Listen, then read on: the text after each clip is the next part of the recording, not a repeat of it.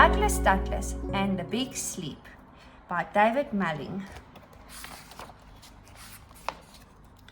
Douglas was packing all his things for Rabbit's sleepover.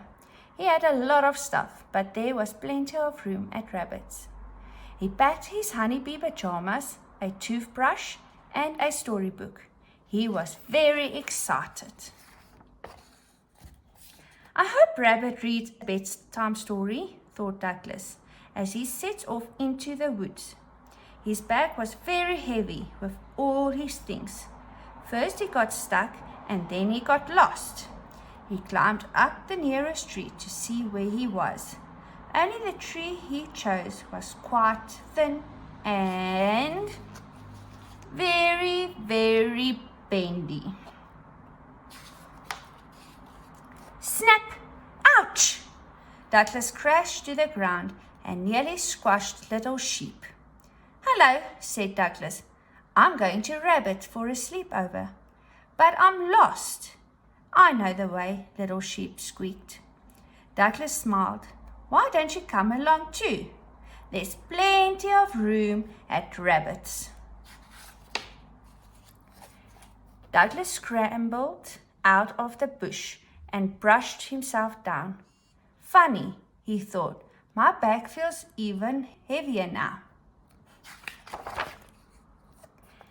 At last they arrived at Rabbit's house. Toot toot, you won't fit, Owl hooted. I only brought one little friend, said Douglas, and there's plenty of room at Rabbit's. What about us? Cried the sheep.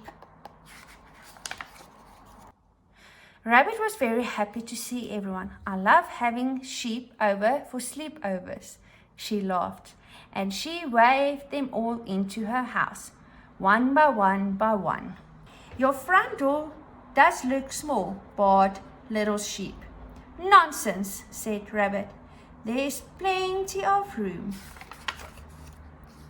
Poor Douglas. They pushed and they pulled. I don't think this is working, Douglas said. Wait a minute, cried Rabbit, snapping her fingers. I'll dig a bigger hole.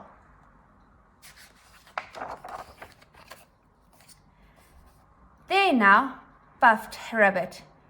Isn't this cozy? Douglas wasn't so sure. When are you going to read us a bedtime story, Rabbit? Asked Little Sheep. As soon as I get in, Rabbit replied. Budge up. Everyone shuffled and nudged and squeezed about. There's no more room at Rabbit's, cried Douglas. Little Sheep brushed his tickly fleas against Douglas' big round nose. At ... Badwing, badwing, badwing, badwing, badwing. Choo! Out popped the sheep. 1, 2, 3, 4, 5, 6, 7, 8, 9, 10. There were sheep all over the place. Douglas gathered them together and looked around. There's plenty of room out here, he said.